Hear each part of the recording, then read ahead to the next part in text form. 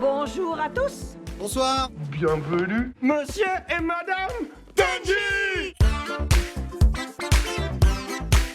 Et bonjour à tous, bienvenue dans Crit My Cult à nouveau, et cette fois-ci pour un épisode spécial. En effet, on a suivi pendant une semaine le festival Sérimania. C'est un festival de séries, comme son nom l'indique, qui se passe à Lille. Et nous, on n'a malheureusement pas pu aller à Lille, mais ils ont un truc très très cool qui fait qu'on a pu suivre les épisodes en ligne. Sur les 40 séries qui étaient diffusées, on a pu en voir une vingtaine, et on va vous parler de celles qui nous ont marquées d'une manière ou d'une autre. Maxime, je te propose qu'on commence ? Bah ouais, et puis bonjour tout le monde, C'est vrai, je t'ai même pas laissé dire bonjour aux gens.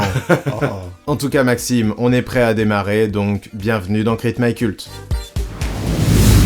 Tout ce festival était découpé en plusieurs compétitions, et donc on va vous parler à chaque fois des séries par compétition, tout simplement. On va commencer par la compétition internationale, et dans cette catégorie, le gagnant a été la série Rematch. Série qu'on n'a malheureusement pas pu voir dans notre série de visionnage, justement. Donc, on va passer tout simplement aux séries qu'on a vues. Et on va commencer par la série Borders, qui est une série anglaise de 6 épisodes de 60 minutes. On a pu voir les 2 premiers épisodes, et Maxime, dis-nous un peu de quoi ça parle.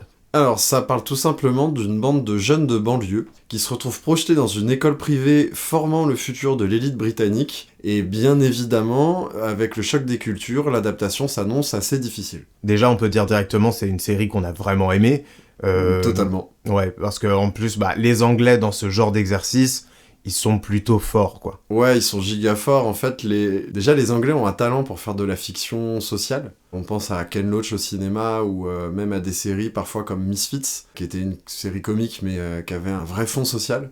Ou des séries comme aussi This is England. Et en fait, ils savent très bien le faire, parce que déjà, ils arrivent à parler de choses sociales assez graves, assez complexes, mais avec de la comédie. Et en fait, ça, ils y arrivent généralement avec des personnages, avec une vraie écriture de personnages forte, qui leur permet d'avoir... vu que les personnages sont à la fois drôles, mais aussi crédibles, en fait, on peut à la fois faire de la comédie, mais aussi aller dans le fond des choses sur ce qu'il y a à dire de la société. Oui, voilà, ce qui marque vraiment, c'est cette légèreté qui parcourt la série, alors qu'on est là pour nous raconter des problèmes sociaux assez forts, avec lesquels on est encore en plein dedans aujourd'hui. Et puis, ce genre de situation où on a 2 univers en contradiction, ça crée tout de suite de l'attrait, en fait. On a tout de suite envie de savoir comment ils vont réussir à s'adapter à cet univers. Oui, et s'adapter dans les 2 sens, parce que finalement, ils apportent quelque chose à tous ces, entre guillemets, gosses de riches. Donc forcément, au début, en plus, c'est un peu les seules personnes de couleur de l'école. Donc en plus, on traite le racisme de manière assez frontale. Mais, comme je dis, il y a toujours cet aspect comédie, et en fait, on va suivre 5 personnages issus des banlieues. Et en fait, ces 5 personnages-là, ils vont s'adapter différemment à ce monde-là. Il y en a un qui va s'adapter parce que il va faire du business dans l'école. Il y en a un autre qui est un peu plus intello, qui va réellement s'adapter et se trouver une bande de copains. Il y en a un autre qui va pas s'adapter, qui va se faire harceler. Et il y en a une autre qui est une fille, qui est en plus militante, donc son militantisme dérange le système dans lequel elle arrive, mais au-delà de ça, elle va se découvrir aussi des points communs avec les autres filles. Et en fait, on ramène un peu tout ça, au bout d'un moment, on se dit, en fait, c'est tous des ados, ils ont ce point commun-là, mais ils ont leurs différences sociales. Et le fait qu'ils arrivent dans cette école-là, pour resituer un peu le contexte, c'est qu'en fait, il y a un des élèves qui a fait quelque chose d'assez grave, je vous dis pas quoi, mais qui a atterri sur les réseaux. Et pour redorer le blason de l'école, ils se disent, vas-y, on va accueillir des jeunes de banlieue gratuitement, qui n'ont pas normalement accès à cette école. Donc du coup, leur intégration, c'est pas quelque chose d'altruiste, ça sert des enjeux politiques, mais encore une fois, tout cet aspect politique, racisme et tout, n'est jamais lourd, et on passe un vrai bon moment de comédie. Et en plus, moi qui est un grand fan de Misfits, j'avoue que c'est assez ma cam, et que j'ai été... avec cette série, j'ai été chopé là où c'est normal de me choper. Donc la série, je pense qu'elle va arriver assez vite en France, parce que elle a eu une belle visibilité au festival, et je pense qu'il y a une chaîne qui va la racheter assez rapidement. Il n'y a pas de date de diffusion, mais je suis pas inquiet qu'on va la voir arriver dans l'année. Dès que ça arrive, on vous redira qu'elle sort dans le podcast ou sur TikTok, et on vous conseille vivement Borders. Nous pouvons passer donc à la série suivante. Du coup, c'est Dans l'ombre, toujours en compétition internationale. C'est une série française de 6 épisodes de 52 minutes et encore une fois, on a pu en voir 2 épisodes. C'est une série qui sera diffusée sur France 2 en septembre. Maxime, de quoi ça parle ? Alors, dans cette série, on va suivre l'assistant d'un élu des primaires d'un parti de droite pour être candidat à la présidentielle, et en fait, on va voir ce qui se passe dans l'ombre d'une élection présidentielle. Alors, pour le coup, c'est une série qui cache pas vraiment ce qu'elle a à montrer. Avec ce résumé, vous avez compris l'ambiance de la série. Cependant, c'est une série qui a quand même des petits problèmes d'écriture, notamment parce qu'elle ne se fait pas confiance. C'est-à-dire qu'elle est un peu obligée d'amorcer tout ce qu'elle amène, alors qu'il n'y en a pas besoin, les éléments étaient là et étaient plutôt intéressants, mais elle en rajoute comme si on n'allait pas réussir à la suivre. Donc c'est un peu bizarre et ça crée des petits problèmes d'écriture finalement. Exactement, parce que c'est une série déjà qui est sauvée par son casting, faut le dire. On a quand même Swan Arlo dans le rôle titre qui est génial, on a Melville Poupeau dans le rôle du candidat à la présidentielle, on a Karine Viard dans le rôle de sa principale concurrente, et Evelyne Brochu, qui est une actrice québécoise que vous avez dû voir par exemple dans Polytechnique de Denis Villeneuve, qui complète un peu ce casting principal. Et les rôles sont très bien écrits, et les acteurs sont très bien dirigés, et en plus sont de très bons acteurs. Donc du coup, en fait, ça nous suffit à être engagés dans la série. On a des personnages qui nous intéressent, on a des personnages attachants. Mais la série, effectivement, elle se permet de rajouter, on va dire, une couche de mystère et de complot, qui, bon, c'est ce qu'elle va raconter, donc j'ai pas de souci avec le fait qu'il y ait ça, puis c'est très courant dans les séries politiques, c'est normal. Mais le problème, c'est qu'elle se permet d'en rajouter un peu au chausse-pied. Dans le pilote, je pense par exemple, il y a une scène en mode boîte de nuit pour fêter la victoire aux primaires, et Swan Arlo reçoit un appel téléphonique d'un gars qui lui dit « Oui, attention, vous êtes assis sur une bombe, voilà. » Et en vrai, cette scène est pas nécessaire. On est engagé sans ça. Mais comme tu le dis, Benjamin, la série se fait pas confiance et se sent obligée de mettre ça dès son pilote pour être sûr de nous accrocher. Et du coup, ça crée des maladresses d'écriture parce que on dirait en fait qu'elle en fait trop. Ouais, c'est ça, on sent que c'est un peu forcé par moments, alors que, comme je disais, tous les éléments sont là et il n'y avait pas besoin d'en rajouter. Et pour vous dire à quel point les éléments sont là, c'est vraiment, moi, les séries politiques, ça ne m'intéresse pas, ce n'est pas ma came. Et pourtant, j'étais quand même très intrigué par ce qui se passait, parce que justement, l'ambiance de la série et le casting, comme l'a dit Maxime, sont vraiment attrayants et donnent envie quand même de voir la suite. Exactement, donc ça sort en septembre, ça sera sur France 2. Du coup, je doute pas qu'il y aura de la promo pour nous rappeler à tout ce que ça sort. Et donc voilà, on vous conseille Dans l'ombre. Pour la dernière série de la compétition internationale dont on a à vous parler, on va passer sur Apples Never Fall. C'est une série de 7 épisodes de 60 minutes. Nous avons pu voir 2 épisodes et c'est une série qui sort sur Peacock aux États-Unis. Et c'est une série qui a remporté un prix car elle a eu le prix de la meilleure actrice pour Annette Bening. Et donc, Maxime, raconte-nous un peu de quoi parle cette série. Alors le pitch de base, c'est la mère d'une famille en apparence soudée qui disparaît mystérieusement. Il y a donc une fratrie de 4 enfants adultes qui vont mener l'enquête sur cette disparition et qui vont assez vite soupçonner leur père. Et donc leur père effectivement est joué par Sam Neill et la mère est jouée par Annette Bening qui a donc remporté le prix du meilleur rôle féminin. Et si elle a remporté le prix et qu'elle a disparu, c'est qu'en fait il y a des flashbacks qui nous permettent d'explorer son personnage. Et c'est vrai que c'est quand même un prix étonnant parce qu'on la voit quand même peu, finalement. Finalement, ouais. Mais c'est vrai que, Annette Bening est quand même une actrice assez formidable et elle a réussi à irradier l'écran. Du coup, moi, ce qui m'a plu dans cette série, c'est cette notion de mystère, en fait. Il y a un mystère qui est donc cette disparition. Et donc, on vous a parlé du père, mais il y a plein d'autres éléments qui nous permettent de soupçonner d'autres personnes, dont par exemple les personnes de la fratrie et aussi des personnes extérieures. Et moi, c'est ça que j'ai aimé, c'est que la série m'a pris parce que je ne sais pas encore où elle va. Il y a plein de possibilités, et en fait, c'est aussi le danger de cette série, c'est est-ce que ça va tenir pendant 7 épisodes ? Ça, j'en suis pas sûr, malheureusement, parce que on n'a pas encore assez d'éléments sur ce mystère, mais en tout cas, ça a suffi pour m'intriguer et faire que j'ai beaucoup aimé les 2 épisodes que j'ai vus. Justement, moi, c'est les mêmes arguments, mais pour dire que c'est ça qui m'a pas accroché du tout. C'est-à-dire que je trouve en fait le mystère est pas si intéressant parce qu'on a... En fait, il est tout de suite trop flou. Moi, je préfère les mystères, on va dire, en arborescence, C'est-à-dire avec un mystère clair et une question claire dès le début, et après, les questions qui vont arriver au fur et à mesure, en fait. Là, je trouve que c'est trop ouvert, trop bordélique, surtout que j'ai pas trouvé les personnages finalement si intéressants que ça, et vu que c'est une série qui joue le mystère autour de ces personnages, du coup, ça m'a pas accroché. Justement, je me suis pas mal ennuyé devant ce pilote, et j'en ai un peu rien à faire de ce qui est arrivé à cette pauvre mère de famille. Donc voilà, moi je suis passé complètement à côté, mais après, soit dit en passant, ça reste techniquement quali, quoi. Donc, je pense que si vous aimez bien les séries quand même de mystère, ça peut vous plaire. Notons d'ailleurs que ça se passe en Floride, donc on n'est pas dans un thriller froid qui se passe de nuit, dans des banlieues sombres. Non, on est en Floride, il y a du soleil, c'est des gens riches qui jouent au tennis. C'est une ambiance qui est originale pour ce genre de thriller. Mais voilà, j'ai pas accroché, mais écoutez, en vrai, je vous la conseille quand même. Je crois pas qu'elle ait été achetée par une chaîne en France encore, surtout que c'est Peacock, donc c'est Universal. Et Universal a pas de diffuseur attitré, quoi. Elle a pas de plateforme ni rien. On verra, on vous prévient quand ça sortira, et même si on n'est pas d'accord, on vous conseille quand même Apples Never Fall. Et maintenant, on va passer à la compétition française qui a été remportée par la série Machine. Et nous, on a une autre série dont on voudrait vous parler, qui s'appelle Homejacking. Il y a 6 épisodes de 35 minutes, et nous, on a pu voir 3 épisodes.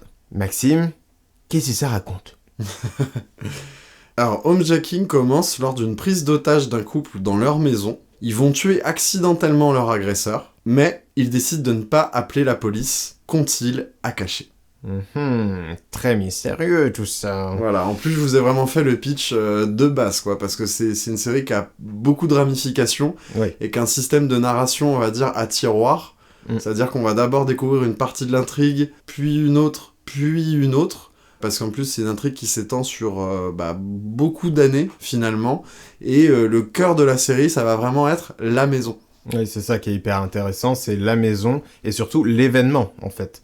Du coup, cette agression, on va la voir plusieurs fois sur différents points de vue, ce qui va nous permettre, en fait, d'à chaque fois qu'on la voit, en apprendre d'autant plus. Et du coup, la scène est à chaque fois plus impactante alors qu'on voit quasiment la même scène, mais comme on a des infos en plus sur qui est qui fait quoi, ça nous met en fait une sorte de pression supplémentaire qui fonctionne vraiment bien pour du format série en fait. Exactement, et moi je pense par exemple à une scène où au bout d'un moment les flics vont chercher quelqu'un dans les bois, et en fait nous vu qu'on a déjà vu la scène d'un certain point de vue, on sait qu'ils vont pas trouver la personne, mais on suit, on resuit cette scène en fait du point de vue de quelqu'un qui se cache. On est quand même en stress du fait que cette personne va se faire trouver ou pas.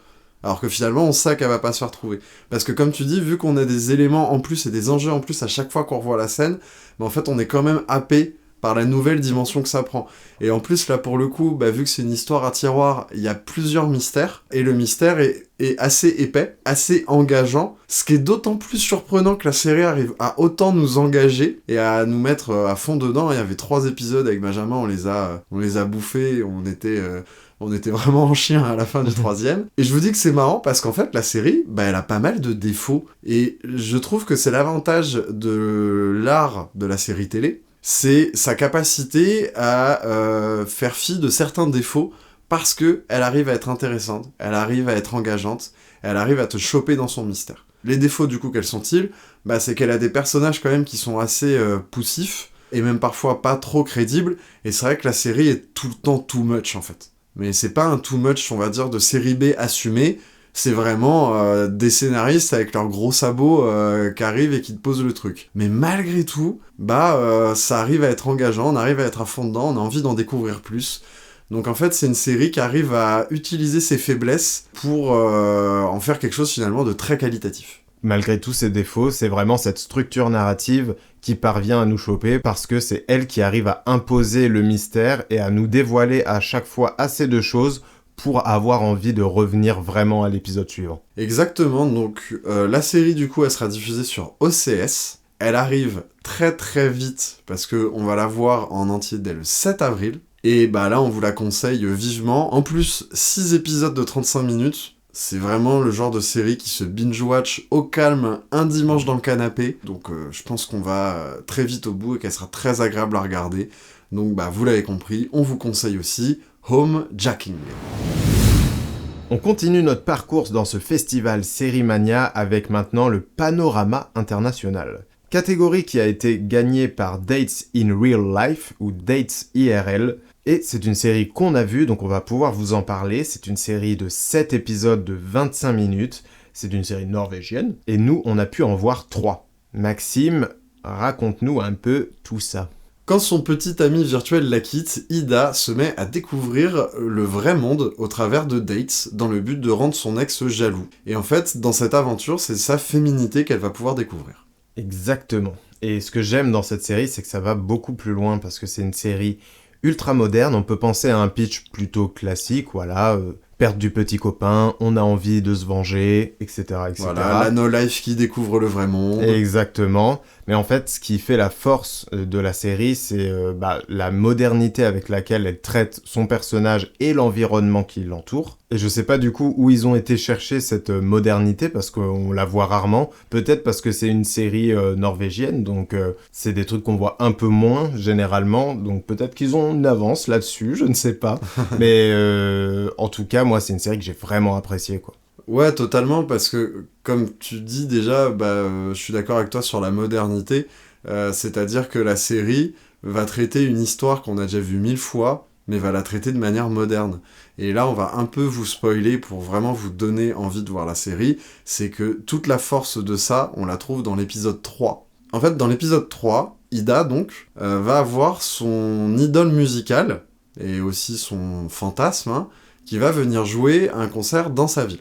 Elle est une grande fan de lui, elle a d'ailleurs écrit une fanfiction érotique sur lui quand elle était plus jeune, et du coup, elle va le voir, mais elle va voir le concert, et en plus, elle espère pouvoir le date, tout simplement. Et elle va le date. Et en fait, là, où dans beaucoup de séries, soit la chose va tout simplement pas marcher, parce que trop irréel, ou alors l'artiste en question va se révéler être un connard, ou en tout cas, il y a quelque chose qui va faire capoter, là, tout se passe bien.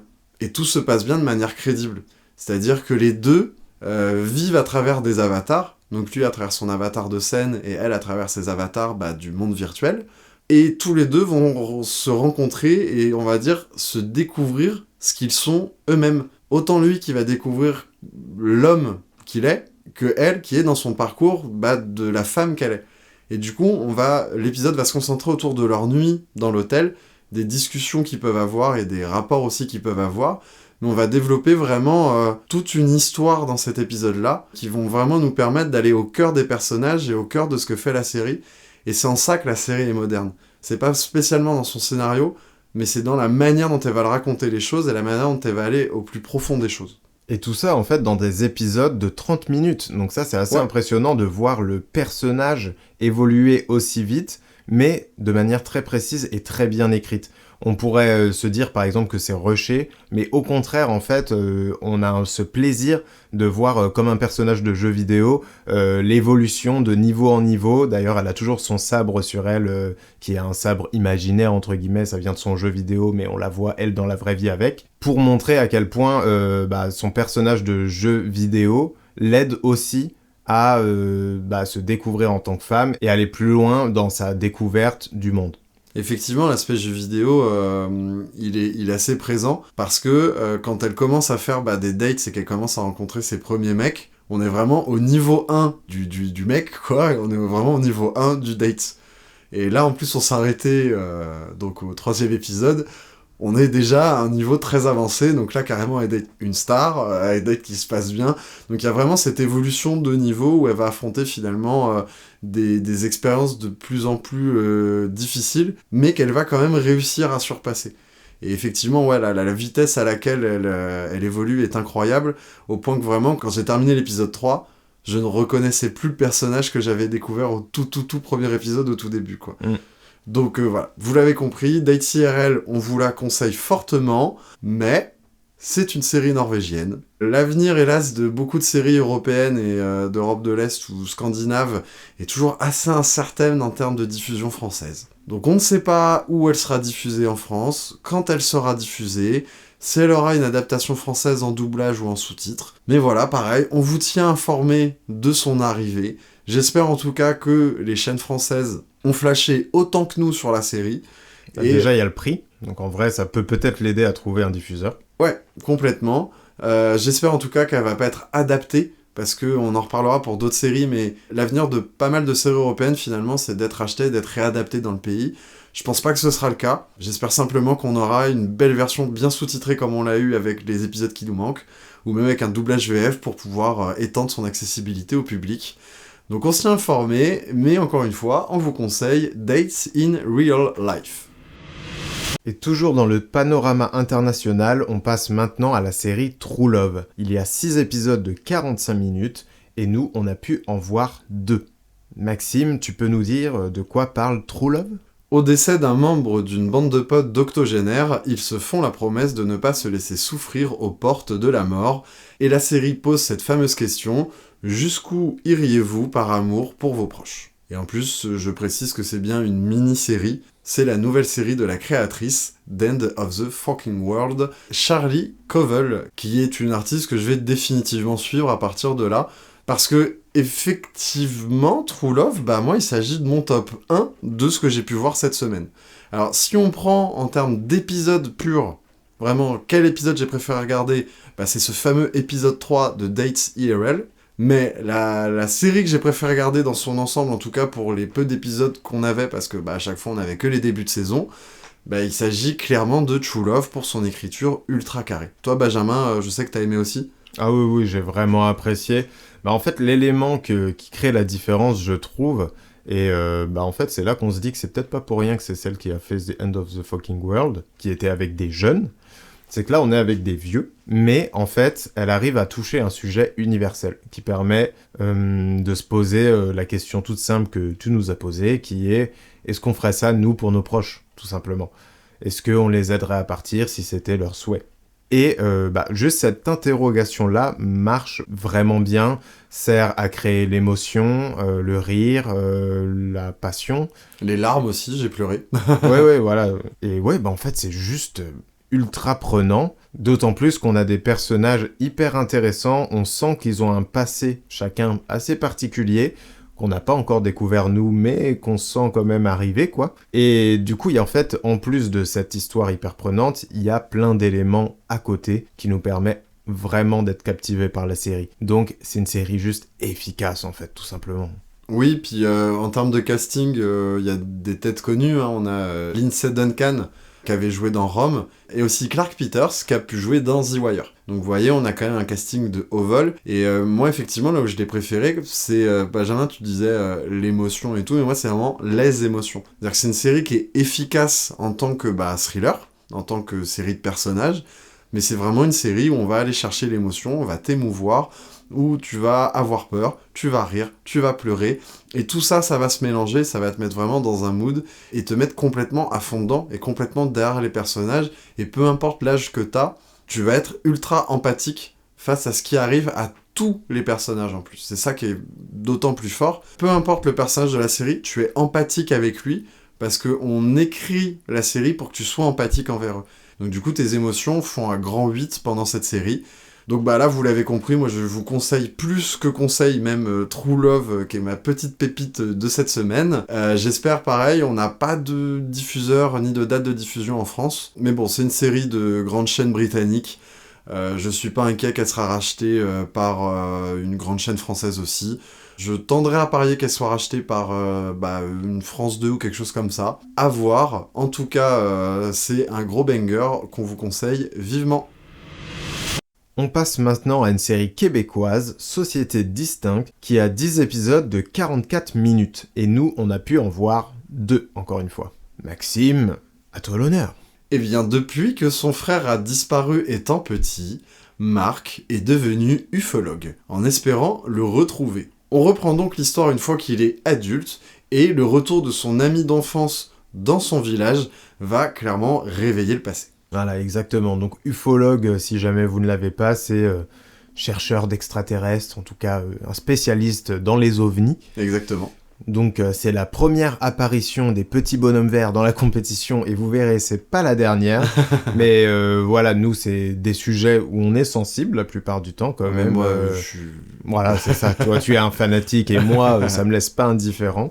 Et là, la série est plutôt efficace avec ça. Donc on a une disparition qui, voilà, on ne sait pas à quoi elle est due. Nous-mêmes aussi, spectateurs, on ne sait pas si c'est par rapport à des ovnis ou un truc bien plus terre à terre, mais c'est tout ce que va raconter la série justement, et c'est ça qui est vraiment assez intéressant, c'est on va confronter du coup son ami d'enfance qui a l'air d'être devenu plutôt rationnel, et du coup celui qui a perdu son petit frère qui lui est parti vraiment dans les théories ovniesques.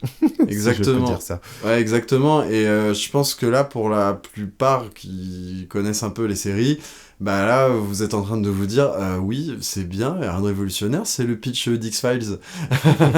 C'est-à-dire, un frère ou une sœur, dans le cas d'X-Files, enlevé par les aliens, puis un duo cartésien ésotérique qui vont s'affronter sur des théories.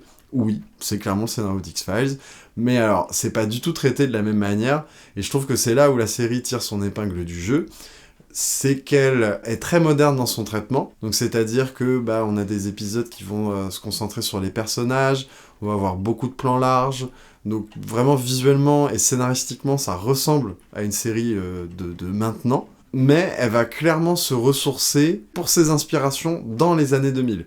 Donc notamment avec ce pitch à X-Files, mais notamment par le fait qu'elle va vraiment instiller ce côté série mystère qu'on peut avoir avec par exemple des séries comme V, X-Files, ou même des séries un peu mystères, genre des KLXY pour ceux qui s'en rappellent, où on va vraiment travailler un peu un mystère de cette manière-là, tout en étant une série moderne de personnages, comme on peut voir sur des chaînes comme AMC ou HBO par exemple. Oui, c'est ça, c'est vrai qu'on a aussi ce travail du quotidien. On voit du coup les personnages quand ils sont jeunes et ensuite quand ils sont un peu plus vieux. Et c'est vrai qu'on a vraiment ce travail-là. Au début, ils sont au camping, tranquilles. Ensuite, on voit la vie de famille, relation mère-fils, des choses comme ça. Et on y passe du temps, mine de rien. Ouais, puis même là-dedans. adulte, on passe du temps dans la maison, on voit les deux membres dans leur travail, puis après on va suivre une discussion dans un bar, ce qui va nous indiquer ce qu'un des deux gars fait après le boulot. Voilà, c'est ça, exactement. Donc en fait, ça nous permet de bien rentrer dans cet univers et il va pouvoir ensuite nous déployer tout son mystère. Mais ça, nous, on ne l'a pas encore vu qu'on a vu que 2 épisodes, évidemment. Ouais, complètement. Et puis là, c'est vrai qu'il y a une grosse hype autour du Québec, d'un point de vue qualitatif, et puis aussi beaucoup de films québécois qui sortent. À l'heure où on enregistre ce podcast, on a Vampire humaniste cherche suicidaire consentant. On a eu ce chef-d'œuvre qu'est Les Chambres Rouges en début d'année. Même d'une autre certaine manière, Denis Villeneuve de Dune 2, il est aussi québécois. On a eu Simple comme Sylvain qui a remporté le César du meilleur film étranger qui est sorti l'année dernière. Donc là, il y a vraiment le Québec là, qui est en train de nous sortir ses meilleurs artistes et qui brillent en plus à l'international. Nous, c'est tout pour nous plaire. Et c'est un peu la série qui confirme cette nouvelle hégémonie de la fiction québécoise. Voilà, et je vais aussi préciser, petite parenthèse, qu'il pleut, désolé si vous l'entendez. Je pense que vous l'entendrez un peu en fond et tout, vous demandez pas si votre casque déconne ou non. Non, tout va bien. Il pleut, le studio dans lequel on enregistre, c'est un Velux. On est en mars, il y a les giboulées. Donc, voilà, un peu de bruit d'ambiance derrière nous. On pensera... Un petit peu d'ASMR. C'est ça, tu vois. À la limite, la prochaine fois, on rajoutera des bruits d'oiseaux, des bruits de fontaine, je sais pas. Magnifique, pour vous allez kiffer. On va faire croire qu'on enregistre en pleine nature, tu sais. Exactement. On est au milieu de la jungle actuellement.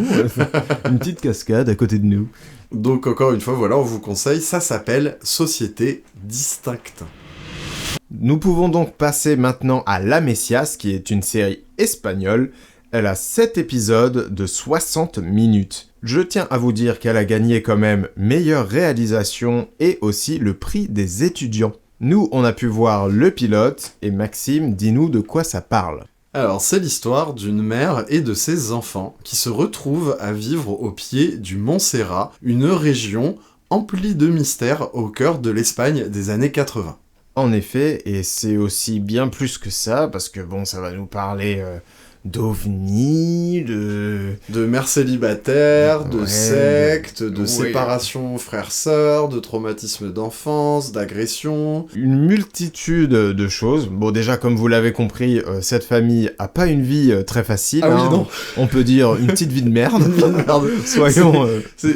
La série, en fait, c'est pas linéaire, hein, c'est-à-dire qu'on suit plusieurs temporalités et plusieurs storylines, et en fait, à chaque fois qu'on se concentre sur une partie, tu te concentres sur la partie la plus pourrie des vies des personnages. Et c'est là que la série, en tout cas, m'a un peu déçu, hein, c'est que c'est le bazar.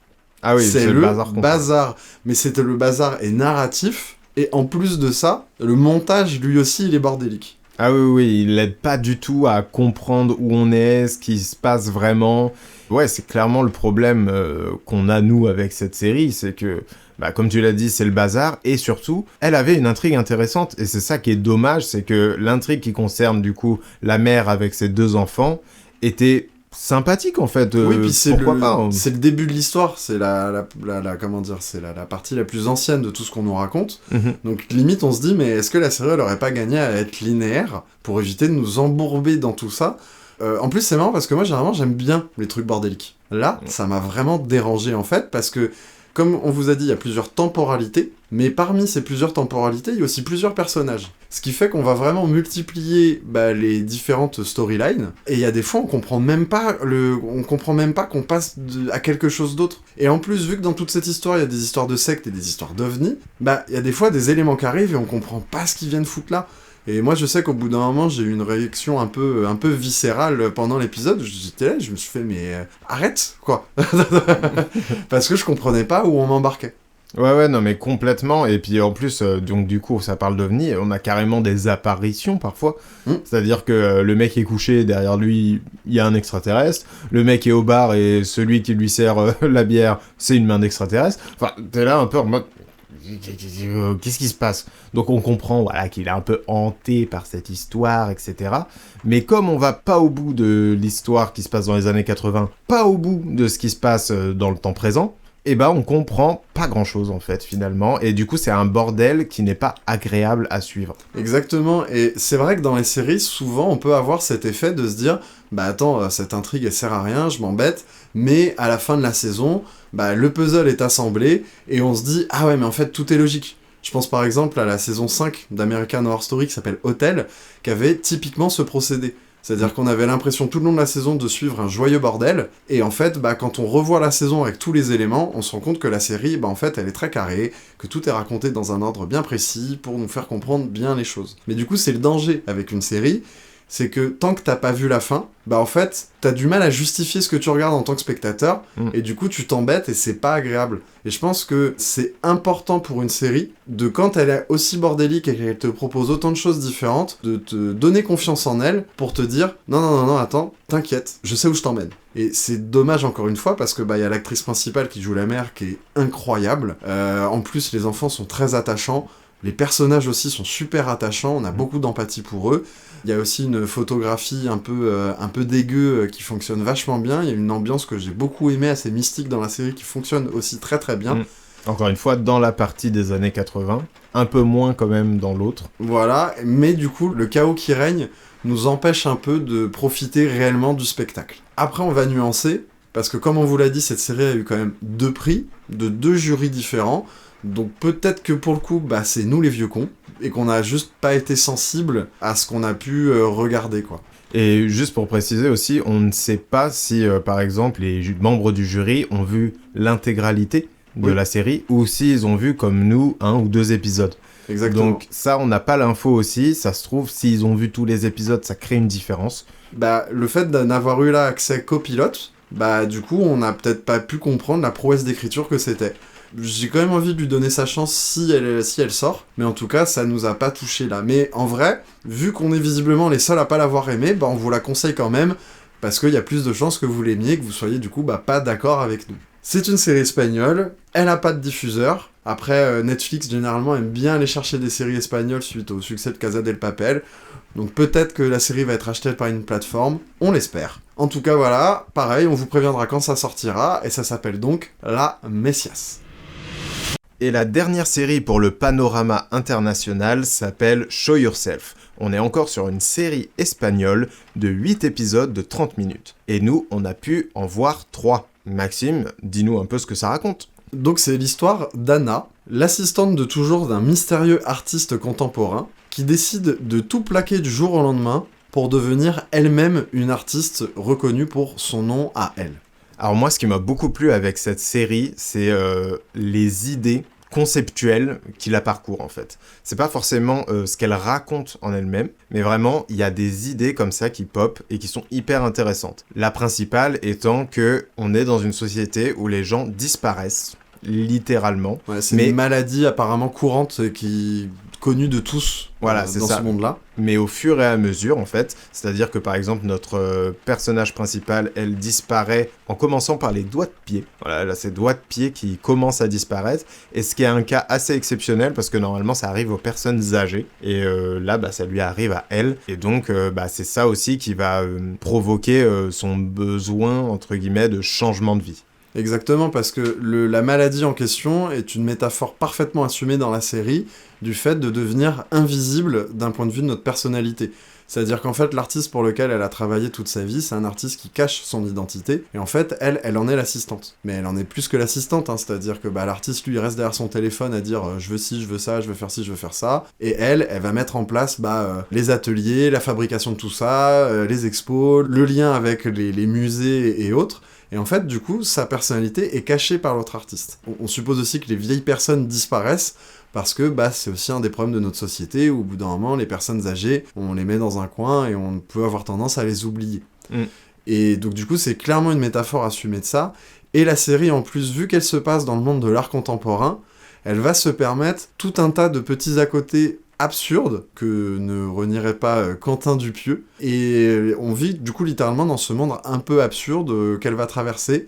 Elle va être pour le coup un peu perturbée parfois par ces absurdités, mais beaucoup de gens vont trouver ça normal. Et voilà, donc comme tu disais, on a plein de trucs absurdes, et moi c'est surtout, elle va se mettre à travailler dans un bureau où en fait elle a le droit à une pièce où elle peut peindre, donc faire ses œuvres. Et son seul travail est qu'elle doit mettre les points sur les i des premières lignes de feuilles qui sont imprimées dans une entreprise. C'est ça, elle est dans la salle d'imprimante, et l'imprimante en fait coupe les points des i. Du coup, elle doit, dès qu'une feuille est imprimée, vérifier et bien faire le point. Mais il faut qu'elle le fasse bien, quoi. Ces personnes sont très rigoureux et ça leur paraît complètement normal d'avoir ce poste. Mais voilà, même questionne ça en disant mais vous pouvez pas changer d'imprimante, vous pouvez pas faire autrement, et lui dit non.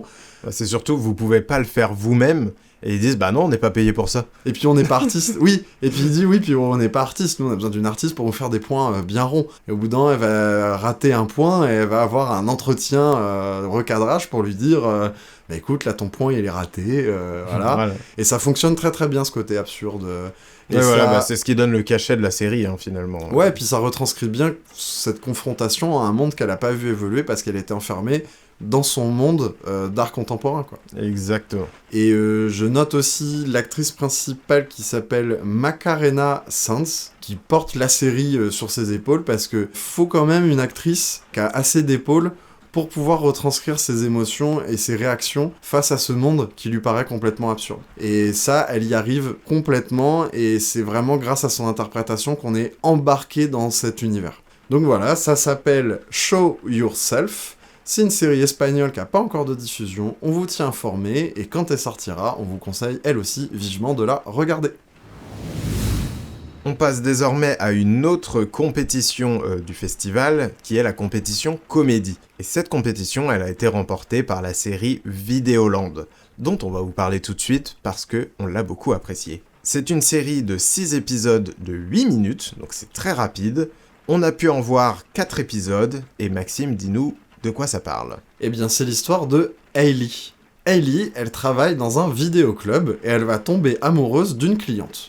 Et avec la difficulté qu'elle a à avouer ses sentiments, l'enjeu c'est arrivera-t-elle à sortir avec l'élu de son cœur. Voilà, donc quelque chose de très simple, mais qui est en vrai très attachant. Moi j'ai beaucoup apprécié la série, beaucoup aimé ses personnages et surtout parce qu'ils ont un côté cartoonesque.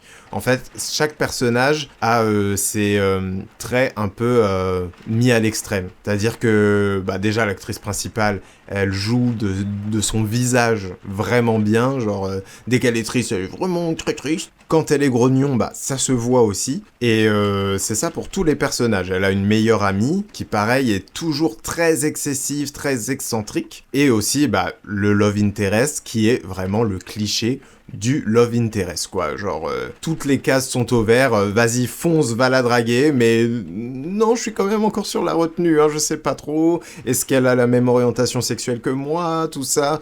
Oui, tu peux y aller, hein, t'inquiète pas. C'est très clair, mais tout est fait sur justement ce personnage qui a du mal à simplement communiquer ses sentiments. Et ce côté cartoon, on le retrouve parce que ça se passe dans un vidéoclub, donc on est vraiment dans une unité de lieu, comme on peut l'avoir avec un cartoon. Vu qu'ils ont les uniformes du vidéoclub, l'actrice principale, elle est toujours habillée pareil. Et en plus, on a un code couleur qui fonctionne très bien, c'est-à-dire que la série fonctionne avec 3 couleurs. Le rose et le cyan, parce que c'est les couleurs de l'uniforme et c'est les couleurs de la marque du vidéoclub, et le gris, parce que l'ambiance est un peu grise. Et du coup, on a ces 3 couleurs dominantes qui reviennent, et on va pas avoir de travail sur d'autres couleurs. Et du coup, ce travail photographique avec ce travail autour de la direction d'acteurs rendent ce côté très cartoon et très simple finalement, mais qui permet de parler de plein de choses avec beaucoup d'humour. Et puis c'est aussi, on va le dire, une série dans laquelle on a vraiment franchement rigolé, quoi. La série est vraiment drôle. Ouais, la série est vraiment drôle et en fait, elle fait du bien parce que c'est rapide, donc 8 minutes par épisode. T'es pris tout de suite par l'histoire, il n'y a pas d'enjeu hyper compliqué. C'est une nana qui veut essayer d'avouer ses sentiments à une autre. Et c'est, comme tu l'as dit, très drôle en fait. Tout est efficace, bien fait, avec un vrai univers grâce au côté cartoonesque et à la colorimétrie. Donc en fait, on est sur une série qui remplit tout ce qu'elle a à remplir. Ça s'appelle Vidéoland, ça se mange tout seul. On espère vraiment qu'elle va avoir une diffusion en France, parce que là, pour le coup, c'est une série australienne. Et on va dire que quel est l'avenir sur le marché de la série d'une shortcom australienne? Franchement, j'en sais rien. Mais j'espère que, limite, elle sera renouvelée pour une saison 2, et que ça lui permettra d'être diffusée vraiment à l'international, et qu'on y aura accès en France. On passe donc à la dernière série côté comédie, qui est Les Oubliettes. C'est une série de 6 épisodes de 12 minutes, et nous, on a pu en voir 3. Maxime, tu nous résumes un petit peu ça ? Ouais, c'est très simple, c'est l'histoire d'Emma, qui trouve un emploi dans une taverne médiévale. Et elle semble être l'élu d'une prophétie. Et je précise aussi que ça se passe dans le monde moderne. Donc, dit comme ça donne très envie. Ouais, en vrai. Nous, on avait très envie de la regarder. Elle Elle était dans notre liste d'envie et on s'est précipité dessus dès qu'elle était disponible. Complètement. D'autant plus que c'est assez court, donc on se dit, bon, efficacité, on y va, ça y va. Le problème, c'est que c'est une série qui fait vraiment web-série. Ce qui n'est pas un défaut en soi. Le problème, c'est qu'on sent un certain amateurisme, notamment dans l'écriture, et donc ça pose pas mal de soucis. Moi, j'aime bien quand il y a ce petit côté amateur fait main, et on pourra en reparler un petit peu plus tard. Mais ici, en fait, ce qui ne fonctionne pas, c'est l'écriture, où il y a un manque de travail, je pense, qui est assez évident, malheureusement, parce que l'univers, comme on vous l'a dit, donnait vraiment envie. Oui, puis ce problème d'écriture vient surtout d'un manque de finesse d'écriture, parce que la série va se risquer à enchaîner différents tons comiques. Donc de l'absurde, du comique de situation, du comique de personnage, de l'humour noir, de l'humour de référence, enfin voilà, elle va vraiment multiplier les registres d'humour. Et c'est là qu'on voit qu'enchaîner les registres d'humour comme peuvent le faire, je sais pas moi, mais Les Nuls, ou un film comme Scary Movie, ou Hot Shot, c'est compliqué à faire. Parce que faut pas que ça ait l'air de blagues mis comme ça, random, parce qu'on a voulu les écrire et les mettre. Et le truc, c'est que dans Les Oubliettes, c'est l'effet que ça donne. Et du coup, il y a des fois des blagues que, en tout cas, moi, j'aurais dû trouver drôle parce que c'est mon type d'humour, c'est le truc devant lesquels je rigole. Mais en fait, je comprenais tellement pas ce que ça venait faire là, que, du coup, je rigolais pas, ou alors je lâchais un petit sourire. Et au final, le tout est pas assez homogène pour que ça fonctionne réellement. Et comme tu l'as dit, Benjamin, c'est une web-série. Et nous, le truc aussi, c'est qu'on l'a regardé dans un contexte de festival de séries. Et du coup, à côté de production de la BBC, de grandes chaînes télé, du coup, ça faisait un peu amateur. Peut-être que, tu vois, si je l'avais découvert sur YouTube, au détour de recommandations, Ouais, complètement. j'aurais peut-être dit, ah, c'est trop marrant, en plus, t'as vu, ils y mettent du budget et tout. Mais là, c'est peut-être finalement le choix du diffuseur d'aller la mettre dans ce genre de festival qui lui a desservi. Parce qu'en plus, on s'est renseigné, c'est clairement une boîte de production web qui obtient un peu une diffusion télé de la série. Donc le distributeur, c'est bien une chaîne de télé, et le producteur, c'est bien une boîte web. Mais du coup, la rencontre des deux univers fonctionne pas très bien, surtout dans le contexte dans lequel on l'a vu. Donc limite, j'ai envie de dire, si la série atterrit sur YouTube à l'avenir, on vous la conseillerait. Mais sachez ce que vous allez regarder, en fait. Nous, on ne savait pas. Voilà. Et donc, du coup, on a été surpris dans le mauvais sens du terme, malheureusement. Si, avec tout ce qu'on vous en a dit, ça vous tente quand même, allez-y. Peut-être que vous allez découvrir quelque chose qui va vous plaire. D'ailleurs, n'hésitez pas à nous dire, les gars, qu'est-ce que vous dites ? Nous, on a adoré Les Oubliettes, c'est mon top 1, je sais pas. ouais, n'hésitez pas à nous le préciser, bien évidemment. Voilà, donc encore une fois, pas de diffuseur France, vu que je pense aussi que ce festival, c'est aussi une occasion pour les séries de trouver des diffuseurs. Donc là, on vous parle à chaud, la cérémonie de clôture était hier, à l'heure où on enregistre cet épisode. Donc on vous préviendra quand même quand elle sortira. Peut-être pourquoi pas un petit TikTok, parce qu'on est aussi présent sur TikTok, donc peut-être un petit format court pour vous en parler plus en détail lors de sa sortie. Mais voilà, nous, c'est pas celle sur laquelle on est plus enthousiaste, mais si ce qu'on vous dit vous tente, allez-y. Et on arrive à la dernière compétition du festival Sérimania, qui est le format court. Et on commence avec le gagnant de cette compétition, qui est Ceux qui rougissent, une série française qui a 8 épisodes de 10 minutes, et on a pu quand même en voir 5. Maxime, pitch s'il vous plaît. C'est l'histoire d'un prof de théâtre remplaçant, dans l'option théâtre d'un lycée, qui arrive et bouge les codes établis pour que les élèves sortent de vraies émotions, et qui ne se contentent pas de jouer. C'est un peu compliqué pour moi et je vais vous expliquer pourquoi. Le premier épisode a commencé et on avait la base, donc du coup ce prof remplaçant qui arrive et qui a des nouvelles manières d'apprendre le théâtre, donc j'étais là intrigué. Bon oui, c'est un peu étrange, mais bon, c'est normal, c'est un nouveau prof, les élèves s'habituent, tout ça. On va voir à l'épisode 2. Le problème, c'est que le schéma se répète, et se répète, et se répète. Ce qui fait que je n'ai l'impression de voir aucune évolution des personnages que je vois à l'écran, que ce soit les élèves ou le professeur, et il y a un côté assez antipathique, notamment au niveau du professeur, où je n'arrive pas à créer de lien avec lui, et j'arrive pas trop à en créer non plus avec les élèves. Il y a 2-3 passages qui peuvent réussir à plus ou moins atteindre quelque chose, un semblant d'émotion, mais vraiment, moi, je n'y arrivais pas, et ça m'a plutôt fait un effet inverse, où à chaque épisode, j'étais un peu plus à l'encontre de ce que je voyais, et en fait, je perdais l'intérêt au fur et à mesure des épisodes, alors qu'une série est censée faire tout le contraire. Oui, puis surtout que c'est un format court. On a vu beaucoup de formats courts pendant le festival. Elle, en plus, elle est arrivée à la fin, en fin de semaine. Donc du coup, c'était d'autant plus dommage de ne pas la voir arriver à développer, à raconter réellement quelque chose sur l'ensemble de ces épisodes, alors qu'on a bien vu que d'autres séries en avaient été capables en parfois moins de temps et moins de personnages. Oui, d'autant plus que, en fait, l'histoire qu'on nous propose est clairement faite pour le développement de personnages. On a un dispositif très simple qui est des élèves et un professeur. Il est censé leur apprendre quelque chose, donc leur apprendre à évoluer, et je vois pas cette évolution. Et sur un format aussi court, vous doutez bien qu'il n'y a pas grand-chose à côté, à part ça. Oui, parce que, en fait, les épisodes, ils se concentrent plus sur quelle méthode le professeur va utiliser dans cet épisode pour faire ressortir quelle émotion. Et du coup, on se concentre vraiment, c'est ça, sur la méthode pédagogique de théâtre pour ressortir des vraies émotions. Mais au final, avec autant d'élèves qui ont l'air si attachants, c'est pas ce qui nous intéresse.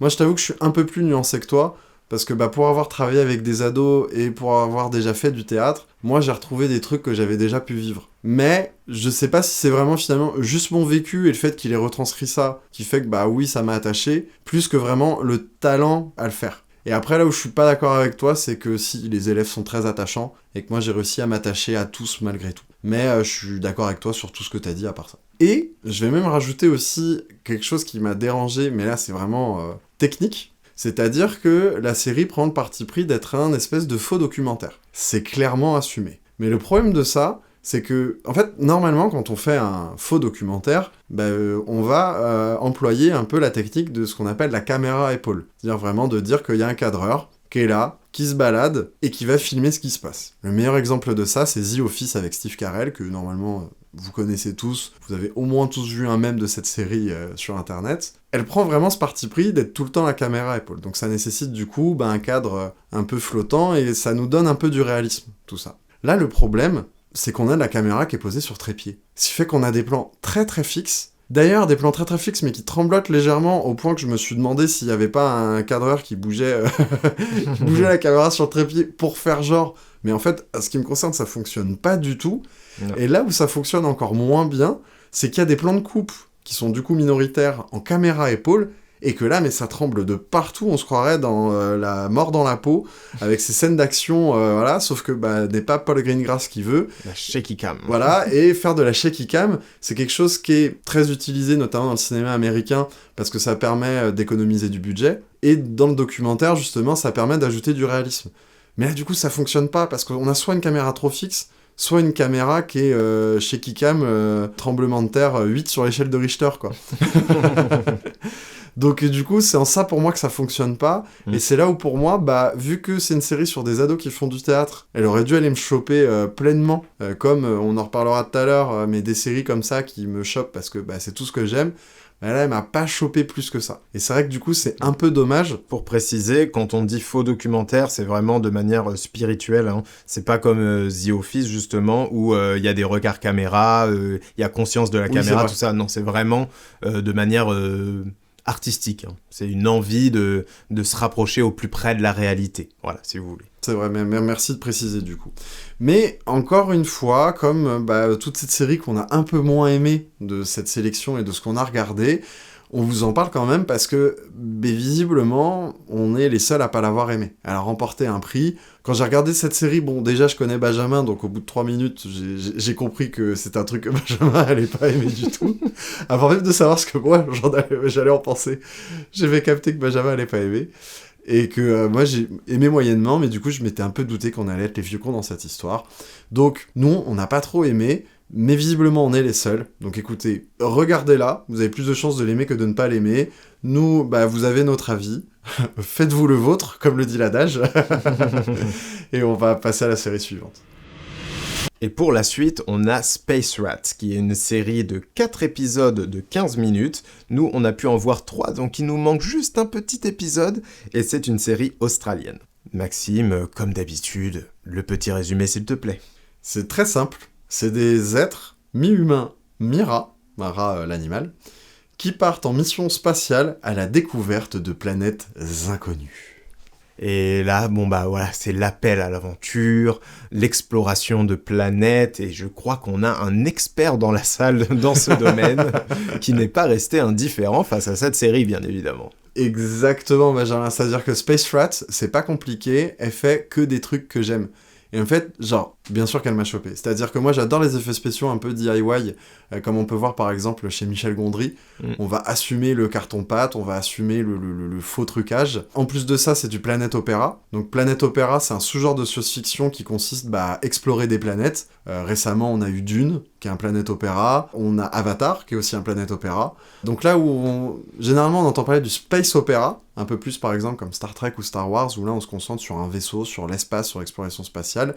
Là on est vraiment concentré sur l'exploration de planètes. Ouais. Et moi déjà le Planet Opera c'est mon sous-genre de SF que je préfère. Et comme je vous ai dit, j'adore les effets spéciaux DIY. Voilà, là j'étais piqué. J'ai adoré. Il y a des créatures, Ouais, en plus c'est ça, c'est qu'on a du monstre, on a du biome. C'est-à-dire on a une planète qui va avoir ses règles à elle, on va avoir des planètes qui vont avoir leurs propres créatures en cohérence avec la planète. Vraiment tout ce qu'on attend d'un Planet Opera. J'enchaîne Benjamin parce que je vais vraiment avoir l'air d'un nerd si je continue de parler. Non mais t'inquiète pas, mais moi ce que je voulais dire aussi c'est les décors naturels qu'ils ont choisis pour représenter les planètes sont hyper bien choisis parce que complètement différents, donc à chaque épisode on est sur une nouvelle planète. Et ils sont très différents, on sent le décor naturel, et c'est beau, c'est très très beau quoi. Franchement, c'est une réussite totale à ce niveau-là, parce que c'est vraiment surprenant de voir un truc aussi beau. Et ça vient détonner avec le petit défaut qu'on a, qui est les passages sur la planète Terre, c'est que ça fait un peu moins rêver, quoi. C'est un petit peu moins beau, et narrativement, on a du mal à voir qu'est-ce qu'elle fait là. C'est ça, comme on vous disait, ça se trouve, une fois qu'on aura vu le dernier épisode, on Tout comprendra. s'explique. Voilà. D'ailleurs, parenthèse, Série Mania, ne pas mettre toute la saison, je comprends, au point de vue du diffuseur, et peut-être que vous avez sûrement pas eu le choix à ce niveau-là, mais là, quand il nous manque le dernier épisode d'une shortcom, enfin en tout cas d'une série courte, pardon, c'est pas une shortcom, mais en tout cas d'une série aussi courte dans ces épisodes, c'est ultra frustrant. Fallait nous mettre que le pilote, les gars. Ouais, c'est ça. En fait, quand il nous manque la moitié de la saison, ou quand il nous en manque 2-3, franchement, il n'y a pas de souci, c'est normal, c'est pour nous donner envie de regarder la série, pour nous la faire regarder quand elle sort, je comprends. Mais là, je pense que vous avez peut-être été les premiers déçus à pas avoir réussi à négocier la saison complète avec le diffuseur. Mais voilà, on voulait vous transmettre que, nous, ça nous a frustrés parce qu'on a trop adoré cette série. Pour en revenir, du coup, à ces passages sur Terre, effectivement, les épisodes sont très très courts. Et nous, du coup, on a envie de rêver, on a envie d'explorer de la planète, de l'espace, et du coup, se concentrer sur des intrigues sur Terre avec le scientifique qui a créé ces hommes rats, du coup, on s'embête un peu, et en plus, on sait pas trop où ça va, et c'est pas non plus ce qu'il y a de plus drôle.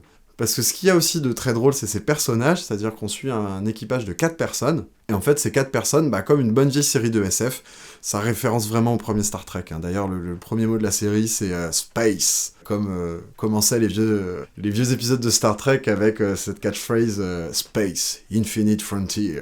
Voilà, c'est pareil, on commence avec ce mot-là.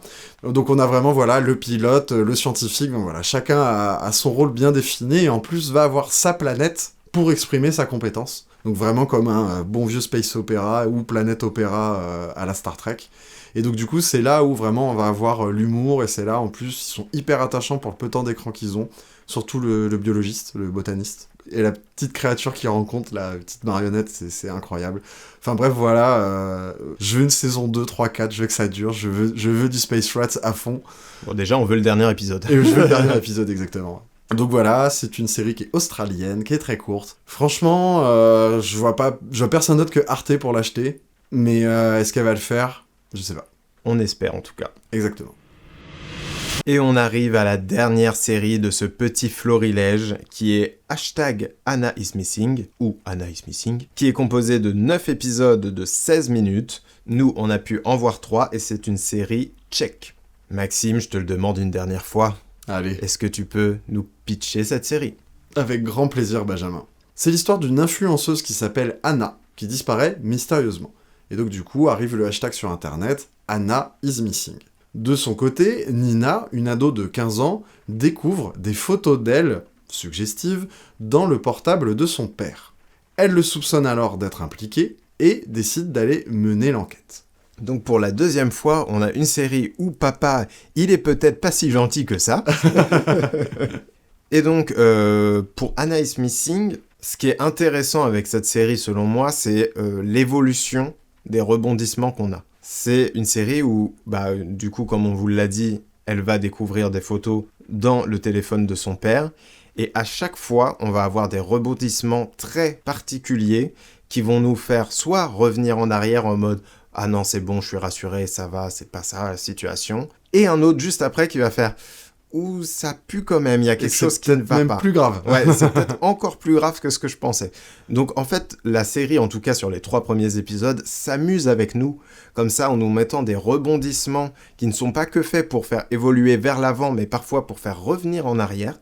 Et c'est ce qui la rend hyper pertinente, je trouve, dans sa façon de nous impliquer dans son récit. Ouais, exactement, et du coup, c'est vrai que le récit est très prenant. Encore une fois, d'ailleurs, c'est une série qui est très moderne, parce qu'elle parle des réseaux sociaux, mais elle en parle en bien. D'ailleurs, ça fait pas série de boomers... Ah, vous vous rendez compte, c'est dangereux d'être une influenceuse ? Non, ça en parle vraiment en bien, parce qu'on va suivre aussi des petits flashbacks sur la vie d'Anna. D'ailleurs, finalement, Anna et Nina sont les 2 personnages principaux de la série. Et non, je ne parle pas de Tekken, pour ceux qui ont la ref. Et ouais, comme tu dis, en fait, c'est juste un bon thriller bien rodé.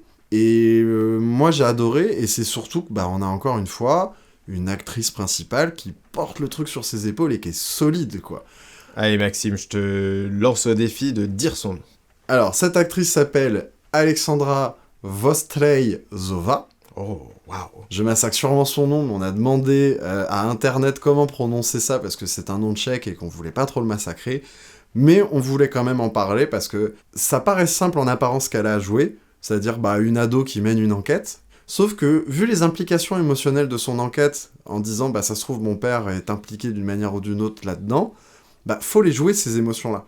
Faut les jouer les surprises. Faut jouer le moment où elle se dit ah ok c'est bon, tout va bien. Ah non, en fait, c'est d'autant plus grave. Parce que nous, on vit la série à travers son œil, et du coup, c'est ses émotions, sa justesse avec laquelle elle les joue, qui vont nous permettre de les ressentir. Et là-dessus, elle est incroyable, en fait, vraiment. Et je crois que c'est... on a beaucoup parlé, d'ailleurs, d'actrices pendant ce truc-là, parce que c'est vraiment un festival et une sélection qui a mis en avant un vrai travail d'actrice, et une capacité à avoir un premier rôle d'une série qui porte la série, et qui est la fenêtre émotionnelle d'un récit. Et là, avec Anna is Missing, d'une certaine manière, un peu l'apothéose de ça, et je suis content qu'on termine d'ailleurs par ça, exactement. parce que elle englobe pas mal de qualités qu'on a vues dans les autres séries de la sélection.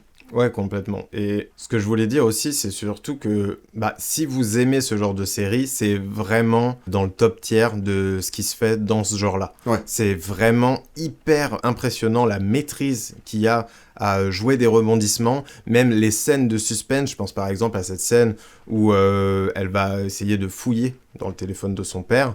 Et il y a une vraie tension parce que elle doit réussir à déverrouiller le téléphone, mais il y a aussi l'empreinte digitale, tout ça et tout, et ça marche super bien. Ouais. T'es vraiment sous pression, est-ce que le père va s'en rendre compte, oui, non. Et même les confrontations avec son père quand il parle, c'est hyper intéressant parce que l'acteur qui joue le père est aussi très doué. Oui. Donc voilà, en fait, il y a plein de bons éléments dans cette série, et si vous aimez ce type de pitch, vraiment, vous allez adorer à coup sûr. Voilà, donc ça s'appelle Anna is Missing, enfin #Anna is Missing, donc tout attaché. Comme on vous l'a dit, c'est une série tchèque avec des épisodes de 35 minutes. Alors, quel est l'avenir de ce genre de série sur le marché de la série ? Eh ben écoutez, c'est triste à dire, mais pas grand-chose. À part que généralement, ces séries-là, elles sont rachetées en France ou dans des pays européens pour être adaptées dans leur langue avec des acteurs de chez nous. Donc, je dis n'importe quoi, mais si elle est rachetée par la France, il y a plus de chances qu'elle soit adaptée par TF1 avec Arnaud Ducret dans le rôle du père, plutôt que de simplement avoir une version adaptée avec des sous-titres et une VF. Et on espère que ça n'arrivera pas, bien évidemment. Ouais, c'est ça. J'espère vraiment, pour le coup, c'est une aubaine pour Arte, ce genre de série, donc j'espère qu'elle l'achètera. J'espère qu'on aura une adaptation française sous-titrée et doublée, parce que vraiment, je sais pas où ça va, mais je sais que la fin vaut le coup. Ouais, voilà, c'est ça. Contrairement, on vous parlait par exemple d'Apple Neverfall, où tout peut se passer, ça peut être une cata comme très bien. Voilà, que là, je sais pas ce qui m'attend, et je sais que c'est banger, parce que c'est juste trop bien maîtrisé et trop bien écrit à ce stade pour que ça capote. Et en plus, vu que c'est des épisodes de 35 minutes, et que nous on a déjà vu la moitié de la saison, on sait que ça va pas tirer sur la longueur. Et en plus, on sait que le mystère... que 3 épisodes sur 9. Ah, sur 9, donc on a vu un tiers. Ouais, il y a encore des choses à dire. Mais tu vois, c'est ça, c'est que en plus, le mystère est assez épais pour me dire, le temps qu'il me reste pour voir le mystère, il est suffisant. Oui. Donc je sais que ça va être efficace, j'ai un bon pressentiment. Et... Pareil. Puis juste envie de voir, quoi. Voilà, donc si un diffuseur nous entend, achetez cette série s'il vous plaît, et n'ayez pas peur de la vendre malgré le fait qu'elle soit tchèque, parce que franchement c'est une pépite. Ouais, exactement. Et un petit doublage des familles et tout va bien. C'est ça. Et en plus, pour moi c'était une surprise, parce que quand je l'ai commencé, je m'attendais à me dire, oui, c'est moi, encore un thriller machin, super. Tu vois, elle avait pas le pitch le plus aguicheur par rapport à tout ce dont on a parlé. C'était un pitch très simple. C'est ça. Et finalement, elle se retrouve dans le haut du panier de ce qu'on a vu sur la grosse vingtaine de séries qu'on a vues. Puis bien évidemment, il y a des séries dont on vous a pas parlé, tout simplement parce qu'on n'a pas grand-chose à dire. En tout cas, donc l'année prochaine, Série Mania, c'est du 21 au 28 mars. Ils vont reproposer pareil sur Série Mania+, donc les épisodes comme ça. On a hâte de voir la sélection l'année prochaine. On a surtout hâte de voir toutes ces fins de série, de toutes ces séries qu'on a commencées. Oh oui. Et on vous donne rendez-vous, là pour le coup, je pense qu'on en reparlera en TikTok pour vous prévenir de leur sortie, donc n'hésitez pas à nous suivre sur TikTok. Exactement, Maxime. Et c'est comme ça qu'on va terminer cet épisode spécial qui était dédié à Série Mania. On se retrouve, nous, très bientôt. Série Mania, on vous dit à l'année prochaine, on l'espère. Et tout ce qui nous reste à vous dire, c'est il n'y a pas de sous-culture. Ciao. Bye. tu nous faisais plutôt un beau sourire en guise d'adieu. Serre-moi fort, Johnny. C'est le dernier rayon de soleil. Au revoir, président.